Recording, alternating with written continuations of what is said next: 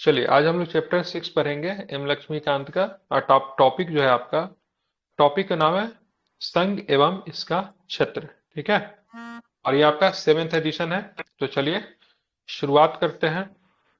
तो सबसे पहले देखेंगे भारतीय संविधान के भाग एक में क्या है। ठीक है, तो भारतीय संविधान का भाग एक के अंतर्गत अनुच्छेद मिलेंगे, आर्टिकल्स कहां से कहां तक, 1 to 4, 1 to 4 तक संघ एवं इसके क्षेत्रों की चर्चा की गई। ठीक है, और अनुच्छेद एक में क्या कहा गया है। ठीक है, अगर बात करेंगे अनुच्छेद एक क्या कहता है, तो ध्यान में रखिएगा। अनुच्छेद एक में कहा गया कि इंडिया यानी भारत बजाय राज्यों के समूह के राज्यों का संघ होगा।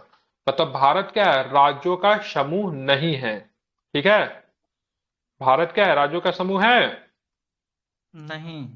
नहीं है। भारत संघ। किसका है, तो भारत संघ है। राज्यों का संघ संघ। है। शब्दों के साथ खेलना सीखिए। संघ नहीं टूटता है, समूह टूट भी सकता है। ठीक है, तो भारत के संदर्भ में हम लोग संघ का यूज करते हैं। ठीक है, ध्यान में रखिएगा। यूनियन है, हम लोग ध्यान में रखना है। और ये कभी भी यहां से कोई भी राज्य निकल कर जाने की बात नहीं कर सकता है। ठीक है, ध्यान में रखना है। एंट्री जो है अलाउ है, निकलना अलाउ नहीं होता है। ठीक है, अब यहाँ पे देखोगे भारत को यहाँ पे बताया गया है, भारत जो है राज्यों का संघ है। इससे दो बातें स्पष्ट होती है। यहाँ पे ध्यान में रखना, पहली बात जो स्पष्ट होती है, भारत क्या है, एक देश का नाम है। और दूसरी, राज पद्धति का प्रकार। ठीक है, ध्यान में रखना। संविधान सभा ने देश के नाम को लेकर किसी तरह का कोई मतज्ञ नहीं था। ठीक है, कुछ सदस्यों ने सलाह दी कि इसके परंपरागत नाम रखा जाए, जिसका नाम क्या था, इंडिया था। भारत का परंपरागत नाम क्या था, पौराणिक नाम क्या था, भारत था ना। भारत के नाम से परा। Yes sir. भरत जो थे किनके पुत्र थे, राजा दुष्यंत। कुंतला। दुष्यंत और राजा शकुंतला दुष्यंत के थे। पुत्र थे। राजा दुष्यंत और शकुंतला के पुत्र जो थे भरत थे। ठीक है, उन्हीं के नाम से देश का नाम क्या पड़ा, भारत पड़ा। और कुछ लोगों ने सलाह दी थी, नहीं इसका आधुनिक नाम जो है इंडिया रखने की सलाह दी गई। ठीक है, और इसी तरह दोनों बातों के, क्योंकि संविधान सभा में कुछ भी बातें रखी जाती थी ना, तो किसी को बात को काटा नहीं जाता था। जब तक कोई व्यक्ति उस बात के लिए एग्री ना हो जाए, तब तक उनको मनाने मनाने की बात की जाती थी। किसी भी चीजों पे संविधान सभा में वोटिंग नहीं कराई गई थी, ताकि किसी भी लोगों को ये लगे तो वो मतलब क्या हुआ, वोट की वजह से हार जा रहा है। ठीक है, मतलब कोशिश की जाती थी कि सभी लोगों के सहमति से ही भी किसी विचार को रखा जाए। तो कुछ लोग जो थे भारत के नाम के पक्ष में थे, और कुछ लोग जो थे इंडिया के नाम के पक्ष में थे। तो यहाँ पे बोला गया चलो ठीक है, संविधान सभा ने दोनों को स्वीकार कर लिया, बोला से चलो India that is Bharat. Bharat. या फिर ठीक है, इसको आपको ध्यान में, इंडिया जो कि भारत है, तो इंडिया डेट इज भारत। ठीक है, ये अभी इतना चर्चा में क्यों है, क्योंकि हाल फिलहाल में आपका हुआ था। ठीक है, क्या हुआ था, क्या हुआ था हाल फिलहाल में, G20 हुआ था। क्या हुआ था हाल फिलहाल में, G20। जी। और G20 को जो टेबल पे नई दिल्ली में। मोदी साहब या फिर जो भारत के जो लोग थे, वो इंडिया शब्द, भारत शब्द का प्रयोग कर रहे थे। ठीक है, कहाँ पे, इंडिया की जगह पे। ठीक है, तो ये शब्द विवाद में आ गया था। तो क्या भारत का नाम अब भारत नहीं रहेगा, इसका सॉरी इंडिया का नाम अब इंडिया नहीं रहेगा, भारत रहेगा क्या। चलिए अब यहाँ पे देखेंगे, दूसरे देश को संघ बताया गया है। यद्यपि संविधान का हमारा ढांचा कैसा है, हमारा ढांचा कैसा है संविधान का, संघीय फेडरल ढांचा है। संघ है। ठीक है, फेडरल है, संघीय। डॉक्टर भीमराव अम्बेडकर के अनुसार राज्यों का संघ व्यक्ति को संघीय राज के स्थान पर महत्व देने का दो कारण है। तो ध्यान में रखना है, उनके शब्दों में अगर बात करेंगे तो संघीय राज्य के स्थान पर महत्व देने के दो कारण है। पहले है, एक भारतीय संघ राज्यों के बीच में कोई समझौता का परिणाम नहीं है। मतलब भारतीय संघ जो है, राज्यों के बीच में कोई समझौता का परिणाम है नहीं है। मतलब भारत क्या है, भारत राज्यों का संघ है। मतलब शक्ति की बात करेंगे तो केंद्र से राज्यों की तरफ जा रही है, मतलब कुछ राज्यों ने मिलकर भारत को नहीं बनाया। ठीक है, जबकि अमेरिका की बात करेंगे तो अमेरिकी संघ जो है, वहां पे बहुत सारे राज्य मिले और उन्होंने एक संघ का निर्माण करवाया, जिसको बोला गया USA, United state of America. मतलब संयुक्त राज्य अमेरिका, मतलब राज्यों का संयुक्त समूह मिलने से अमेरिका का मतलब क्या हुआ, जन्म हुआ, जबकि भारत के संदर्भ में ऐसा नहीं है। इसलिए भारतीय संघ राज्यों के बीच में कोई समझौते का परिणाम नहीं है, जबकि अमेरिकी संघ में और दो राज्यों के संघ को विभक्त होने का कोई अधिकार नहीं है। ठीक है, समझ आया ना? इसका यह संघ, इसका मतलब यही हुआ ना सर कि भारत में कोई भी राज्य अलग नहीं हो सकता, अमेरिका में अलग नहीं हो बिल्कुल, सकता। भारत में कोई भी राज्य अलग नहीं हो सकता है, विभक्त नहीं हो सकता है। जबकि अमेरिका में कोई राज्य अगर अलग होना चाहे तो वो बिल्कुल भी विभक्त हो सकता, अलग हो सकता है। ठीक है, हमारा जो संघ है वो कभी भी विभक्त नहीं हो सकता है। पूरा देश एक है जो विभिन्न राज्यों में प्रशासनिक सुविधा के लिए बांटा गया है। ठीक है, बांटा इसलिए गया है विभिन्न राज्यों में ताकि एडमिनिस्ट्रेशनल जो सुविधा जो है वो सभी को मिल सके। ठीक है, जबकि अमेरिका में ऐसा नहीं है। इसलिए बोला जाता है अमेरिका में राज्य जो है अधिक शक्तिशाली है। ठीक है, भारत में राज्य शक्तिशाली नहीं है। भारत में कौन शक्तिशाली है? तो भारत में केंद्र शक्तिशाली है। केंद्र। अमेरिका में राज्य इतना ज्यादा शक्तिशाली है, एक छोटा सा राज्य की बात करें, कोई एक छोटा सा राज्य है, मिसिसिपी नाम का कोई राज्य है, और कोई न्यूयॉर्क नाम का कोई राज्य है, ध्यान में रखना है। तो वहां से 2 सीनेटर आएंगे, तो मिसिसिपी से ही 2 सीनेटर आएंगे। ठीक है, बहुत बड़ा कोई राज्य है, इतना बड़ा, वहां से भी 2 सीनेटर, और छोटा सा राज्य वहां से भी 2 सीनेटर। तो सभी राज्यों का वहां पे क्या होता है, एक तरह से समान अधिकार होता है, और राज्य का बहुत अधिक शक्ति है। अमेरिका में, भारत में राज्यों के शक्ति पे युक्त प्रतिबंध लगाया गया है ताकि हमारी डिग्निटी, सॉरी, हमारा जो इंटीग्रिटी है, एकता है, वो सब बने हुए रहे। ठीक है, तो भारत से कोई भी राज्य अलग नहीं हो सकता, इसको आपको ध्यान में रखना है। अब यहाँ पे देखेंगे अनुच्छेद 1 के अनुसार भारतीय क्षेत्र को 3 श्रेणियों में बांटा जाता है। पहला श्रेणी कौन सा होता है? एक होता है राज्यों का क्षेत्र, ठीक है, जो हमारे यहाँ राज्य है। दूसरा क्या होता है? संघ क्षेत्र, जहां पे केंद्र के द्वारा प्रत्यक्ष या अप्रत्यक्ष रूप से शासन की जाती है, उसको संघ शासित प्रदेश, या फिर उसको बोलचाल की भाषा में केंद्र शासित प्रदेश भी कहते हैं, क्योंकि केंद्र के द्वारा वहां पे शासन का संचालन होता है। और तीसरा वैसे क्षेत्र आते हैं जिन्हें किसी भी समय भारत सरकार द्वारा अधिगृहित किया जा सकता है, जैसा कि 1975 में सिक्किम के साथ हुआ था। ठीक है, ध्यान में रखना है। तो अनुच्छेद 1 के अनुसार भारतीय संघ को कितने श्रेणियों में हमने विभाजित किया? 3 श्रेणी में। ठीक है, पहला राज्यों के क्षेत्र, दूसरा क्या होता है? संघ क्षेत्र, और तीसरा वो होगा ऐसे क्षेत्र जिन्हें किसी भी समय भारत सरकार द्वारा अधिगृहित किया जाता है। राज्यों एवं संघ शासित राज्यों के नाम उनके क्षेत्र विस्तार को संविधान की पहली अनुसूची में दर्शाया गया है।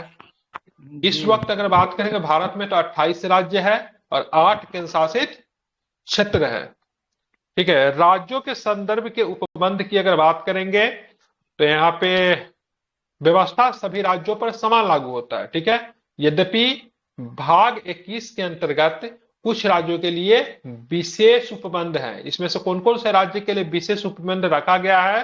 तो महाराष्ट्र है, गुजरात है, नागालैंड है, असम है, मणिपुर है, आंध्र प्रदेश है, तेलंगाना है, ठीक है, सिक्किम है, मिजोरम है, अरुणाचल प्रदेश है, गोवा है एवं कर्नाटक है। कुछ समय पहले तक जेके भी इसमें हुआ करता था।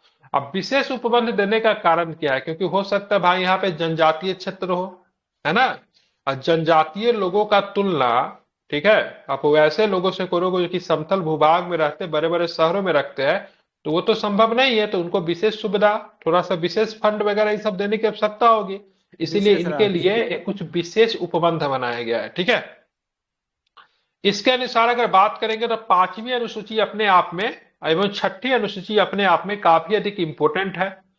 इस अनुसूचियों में राज्य के भीतर अनुसूचित एवं जनजाति क्षेत्रों के प्रशासन के लिए विशेष उपबंध है। किस किस में? 5वां और 6ठा में। असम, मेघालय, त्रिपुरा, मिजोरम किस अनुसूची के राज्य है? इसमें उनको विशेष उपबंध दिया गया है जनजातीय क्षेत्रों के होने के कारण। किसमें है? 6ठा में। 6ठा में असम, मेघालय, त्रिपुरा, मिजोरम। ठीक है। अब बात उल्लेखनीय है कि भारत के क्षेत्र भारत का संघ से ज्यादा व्यापक अर्थ समेटे है, क्योंकि बाद वाले में सिर्फ राज्य शामिल है, जबकि पहले में न केवल राज्य वर्ण बल्कि संघ शासित क्षेत्र एवं वे क्षेत्र जिन्हें केंद्र सरकार के द्वारा भविष्य में कभी भी अधिगृहित किया जा सकता है। ध्यान में रखना, 3 प्रकार के राज्य हमने बताया, एक राज्य है, एक केंद्र शासित प्रदेश है, एक तीसरा वैसे कैटेगरी है जिसको कैसे कभी भी अधिग्रहित किया जा सकता है, जस्ट लाइक पीओके टाइप। ठीक है। संघीय व्यवस्था में राज्य इसके सदस्य है और केंद्र के साथ शक्तियों के बंटवारे के हिस्सेदार है। हमारे यहाँ कौन सी व्यवस्था है? शासन की व्यवस्था कैसी है हमारे यहाँ? अरे कैसी शासन की व्यवस्था है? शक्ति के संघीय बंटवारे। है। ठीक है। संघीय व्यवस्था। कौन सी शासन की व्यवस्था कैसी है? संघीय है। संघीय। सरकार कैसी है? संसदात्मक है। ठीक है, ध्यान में रखना है। ठीक है। और देश का स्वरूप कैसे है? लोकतांत्रिक है। ठीक है, तो इसको आपको ध्यान में रखना है। शासन व्यवस्था हमारे यहाँ, ठीक है, संसदीय है, सरकार संसदात्मक है। ठीक है। अब यहाँ पे कुछ चीजें आपको ध्यान में रखे हैं। संघीय व्यवस्था में राज्य इसके सदस्य है, और ऐसा नहीं से राज्य का स्थिति बहुत अधिक खराब है, ऐसा नहीं। ठीक है, राज्य भी समकालीन ही माना जाता है संघ का है। ठीक है, शक्तियों में बंटवारे में, ठीक है, बराबर का हिस्सेदार होता है वो। दूसरी तरफ संघ शासित क्षेत्र एवं केंद्र द्वारा अधिग्रहित क्षेत्र सीधे केंद्र सरकार का प्रशासन होता है, मतलब वैसा क्षेत्र जो कि केंद्र के द्वारा, ध्यान में रखना है, अधिगृहित है या फिर केंद्र के द्वारा शासित है, तो वहां पे सीधे केंद्र सरकार का प्रशासन होता है। केंद्र सरकार डायरेक्टली प्रशासन करे या फिर अपने किसी व्यक्ति के द्वारा। ठीक है, इसीलिए बोलते हैं उनको, क्या बोलते हैं? प्रत्यक्ष अप्रत्यक्ष क्या होगा? उन्हीं का प्रशासन हो, केंद्र सरकार का। आप देखेंगे भारत किस प्रकार के राज्य है, तो ये भी इंपॉर्टेंट होता है। भारत एक संप्रभु राज्य है। ठीक है, इस संप्रभु क्या होता है? तो संप्रभु Decision राज्य लेने की वैसे राज्य शक्ति। के कहते हैं, मतलब अपने सारी निर्णयों को लेने के क्या होता है, उनमें अपना एक आत्मज्ञान होता है। ठीक है, मतलब वो अगर चाहे तो अंतरराष्ट्रीय कानूनों के द्वारा विदेशी क्षेत्र का भी अधिग्रहण कर सकता है।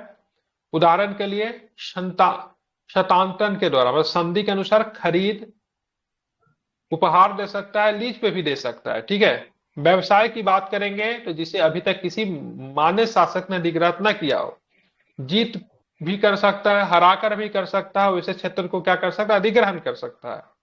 उदाहरण के लिए भारत के संविधान लागू होने के बाद कुछ विदेशी क्षेत्रों का अधिग्रहण किया गया, जैसे दादर और नागर हवेली जिसपे पुर्तगालियों का कब्जा था, गोवा जिसपे पुर्तगालियों का कब्जा था, दमन एवं दीव जिसपे पुर्तगालियों का कब्जा था, पुडुचेरी जिसपे फ्रांसीसियों का कब्जा था, सिक्किम जो कि बेचारा स्वतंत्र हुआ करता था। ठीक है, तो इन सारे क्षेत्रों को मतलब क्या किया गया?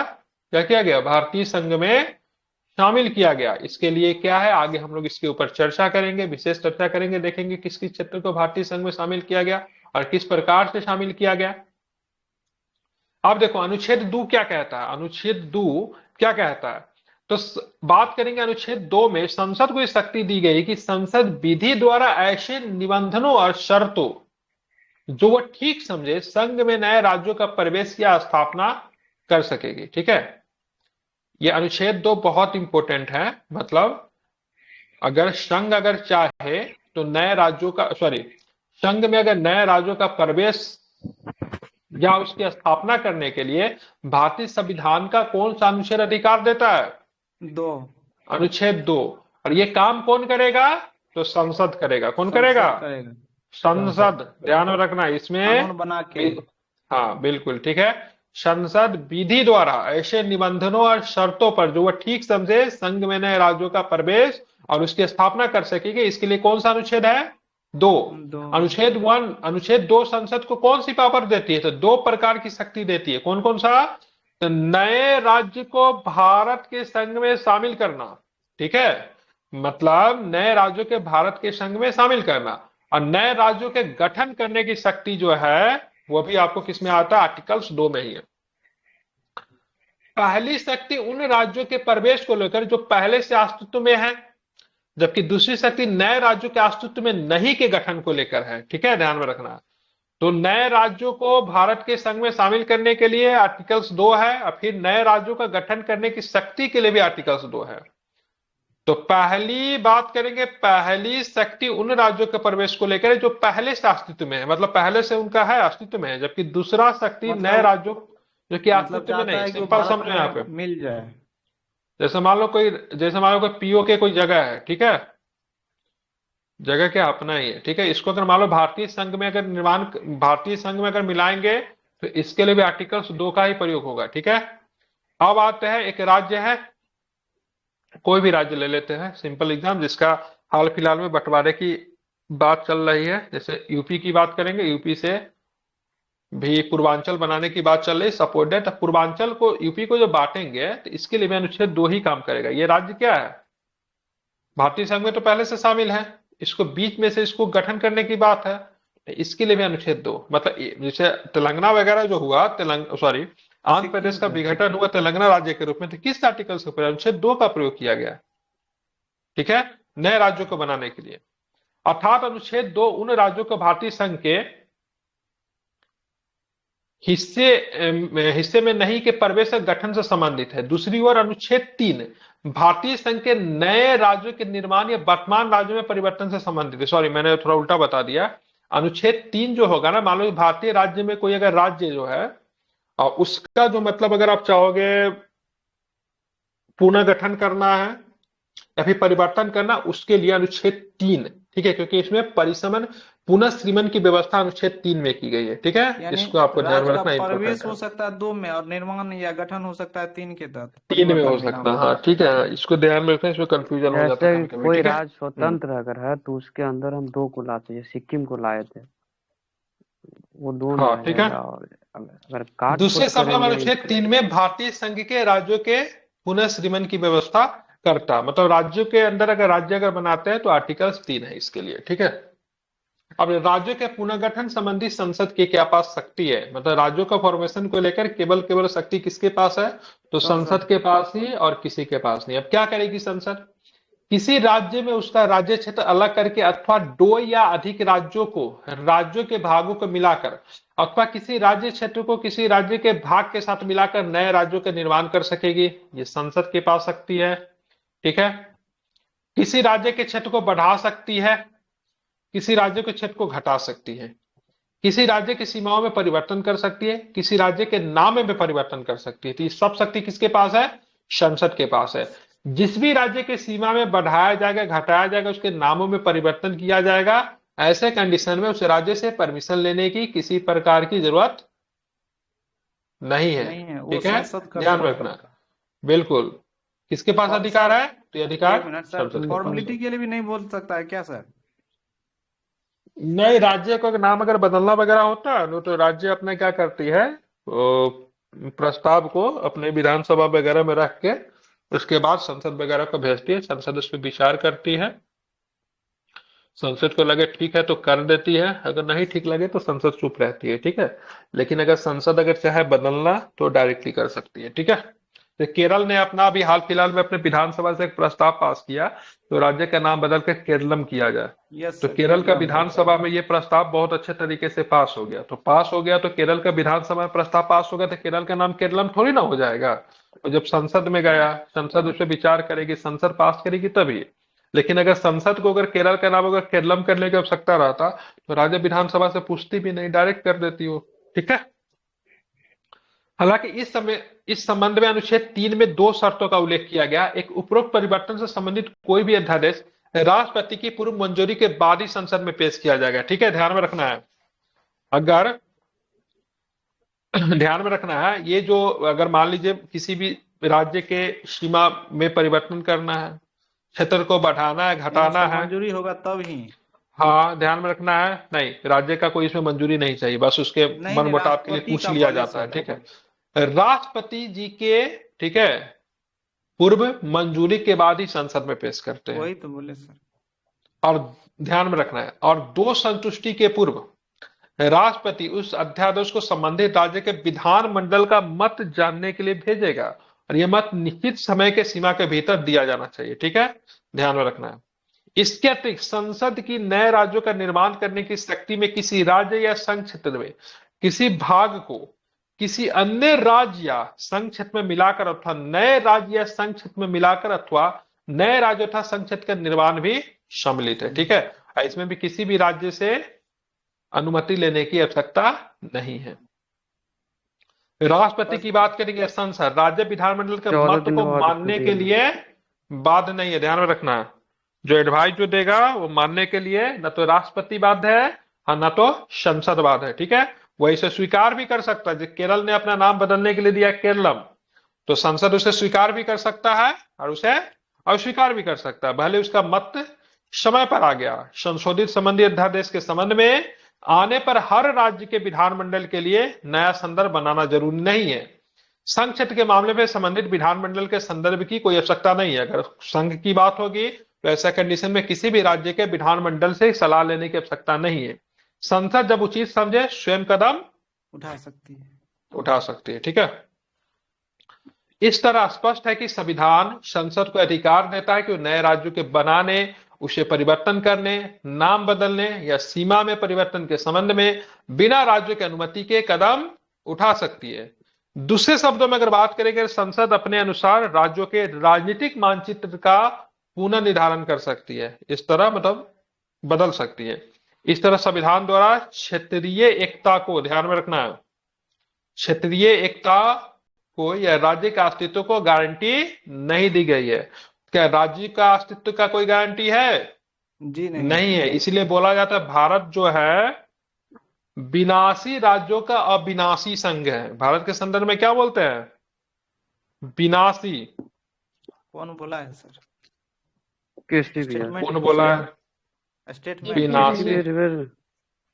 केसीबीआर ही ने शायद बोला सर। एक बार चेक कर लेना, मैं श्योर नहीं हूँ। विनाशी राज्यों का अविनाशी संघ। क्या सर? भारत शायद बोला है। विनाशी राज्यों का अविनाशी। केसीबीआर ने अर्धसंघीय राज्य बताया, ठीक है। एक्स्ट्रा दिमाग मत लगाइए। केसीबीआर ने भारतीय संघ को अर्धसंघीय कहा है, ठीक है। ये चेक कर लेना किसका स्टेटमेंट है। आई थिंक किसी का नहीं होगा, ठीक है। ये भारत के संदर्भ में बोला जाता है, किसी व्यक्ति का स्टेटमेंट नहीं है, ठीक है। चलिए क्या बोलेंगे, मतलब इसका मतलब क्या हुआ, स्टेटमेंट यहाँ पे लिखने का मतलब हुआ राज्यों का विनाश हो सकता है, ठीक है। राज्यों का विनाश हो सकता है। जैसे बिहार से झारखंड को बना दिए, उत्तर प्रदेश से उत्तराखंड को बना दिए, आंध्र प्रदेश से तेलंगाना को बना दिए, लेकिन क्या संघ क्या है, अपने जगह पे स्थिर है। मतलब संघ का विनाश कभी भी नहीं हो सकता। इसलिए भारत को विनाशी राज्यों का अविनाशी संघ कहा गया, ठीक है। चलिए ध्यान में रखना है। अब यहाँ पे देखेंगे, इस तरह भारत को सही कहा गया कि विभक्त राज्यों का अविभाज्य संघ है, ठीक है। मतलब राज्य क्या है, विभक्त है, मतलब विनाशी है। संघ क्या है, अविभाज्य है, मतलब क्या, अविनाशी है। संघ सरकार राज्यों को समाप्त कर सकती है, जबकि राज्य सरकार संघ को समाप्त नहीं कर सकती है। और दूसरी तरफ अमेरिका का एग्जाम्पल लेंगे तो दूसरी तरफ अमेरिका में क्षेत्रीय एकता या राज्यों के अस्तित्व को संविधान द्वारा गारंटी दी गई है। हमारे यहाँ राज्य के अस्तित्व को, क्षेत्रीय एकता को संविधान के द्वारा कोई गारंटी नहीं दी गई है, कभी भी समाप्त किया जा सकता है। लेकिन अमेरिका में क्षेत्रीय एकता को और राज्यों के अस्तित्व को संविधान के द्वारा गारंटी दी गई है। अब यहाँ पे बात करेंगे ना, एक वहां पे कोई राज्य न्यू जर्सी, ठीक है। न्यू जर्सी एक राज्य है, ठीक है। अब वहां का केंद्र सरकार अगर चाहेगा तो न्यू जर्सी में, ठीक है, न्यू भी नहीं हटा सकती है। न्यू जर्सी में से न्यू को भी नहीं हटा सकती है। इतना वहां पे राज्य पावरफुल होता है, ठीक है, समझ रहे हैं ना। लेकिन भारत में, हाँ, भारत में अगर केंद्र से ज्यादा शक्तिशाली होता है, ठीक है। वहां पे भारत में अगर सरकार अगर चाहे, समझ रहे हैं ना, तो हो सकता है बिहार का नाम बदलकर पंजाब भी कर दे। सपोज बोला, ऐसा होता नहीं है, लेकिन अगर चाहे तो कर सकता है, ठीक है। कुछ भी नाम रख सकता है, ठीक है। और नाम में परिवर्तन हो सकता है। आप देखना जगह जगह पे नाम का परिवर्तन हमेशा चर्चा में रहता है, बहुत ज्यादा होता है। अमेरिकी संघीय सरकार नए राज्यों के निर्माण या उनकी सीमाओं में परिवर्तन बिना संबंधित राज्यों की अनुमति के नहीं कर सकते, ठीक है। ध्यान में रखना, वहां के राज्य का अनुमति लेना चाहेगा। इसलिए अमेरिका को अविभाज्य राज्यों का अविभाज्य संघ कहा गया। मतलब राज्य भी अविभाज्य है और यहाँ पे संघ भी अविभाज्य है। इसलिए अमेरिका को अविभाज्य राज्यों का, मतलब राज्यों का अविभाज्य नहीं किया जा सकता, संघ भी, ठीक है। ध्यान में रखना। अब देखेंगे संविधान का अनुच्छेद 4 क्या कहता है। तो संविधान का अनुच्छेद 4 में स्वयं यह घोषित करता है कि नए राज्यों का प्रवेश या गठन, जो कि अनुच्छेद 2 के अंतर्गत होता है, नए राज्यों के निर्माण, सीमाओं, क्षेत्रों, नामों में परिवर्तन, जो कि अनुच्छेद 3 के अंतर्गत होता है, को संविधान के अनुच्छेद 368 के तहत संशोधन नहीं किया जाएगा, ठीक है। ध्यान रखना, अनुच्छेद 368 क्या कहता है, आर्टिकल 368 संसद को संविधान संशोधन करने की शक्ति देता है, जो कि संविधान संशोधन की प्रक्रिया आर्टिकल 368 में।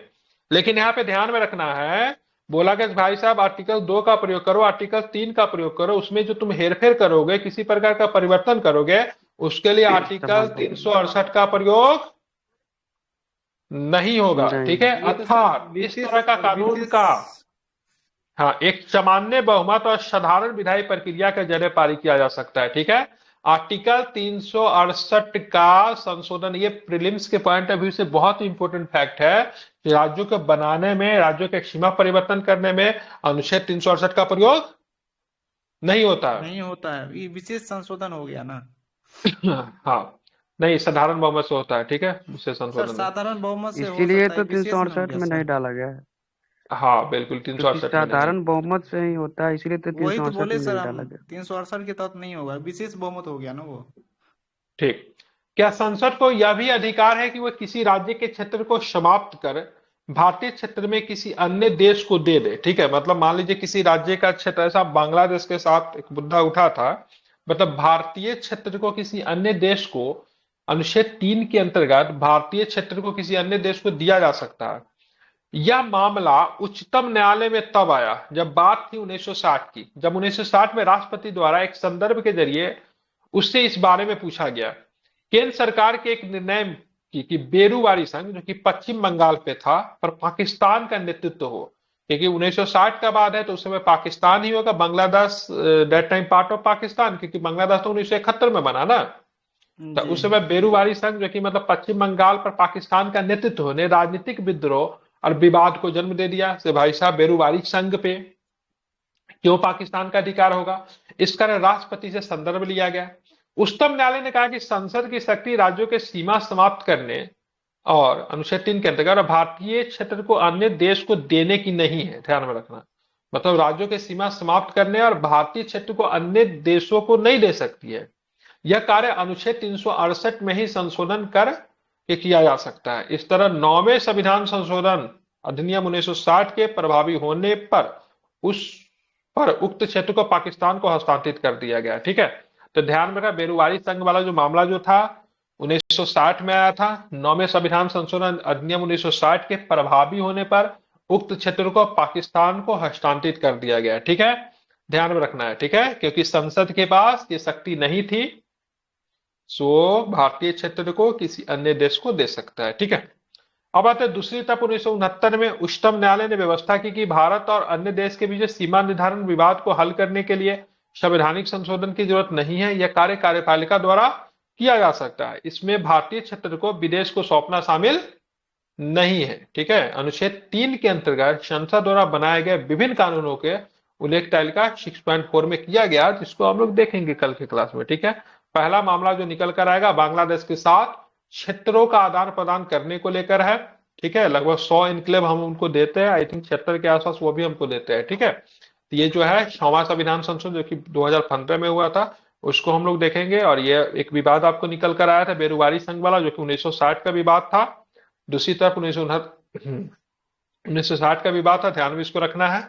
इसको लेकर काफी मामला गर्म हो गया था, राजनीतिक मोड़ ले लिया था। बेरूवारी संघ जो कि पश्चिम बंगाल में पड़ता है, जो पाकिस्तान को देने जाने की बात चल रही थी। ठीक है, तो इसको हम लोग कल के क्लास में यहां से कंटिन्यू करेंगे। ठीक है, तो सभी लोग आगे पढ़ कर आना। पेज नंबर कितना है? 66, इसको याद रखिए।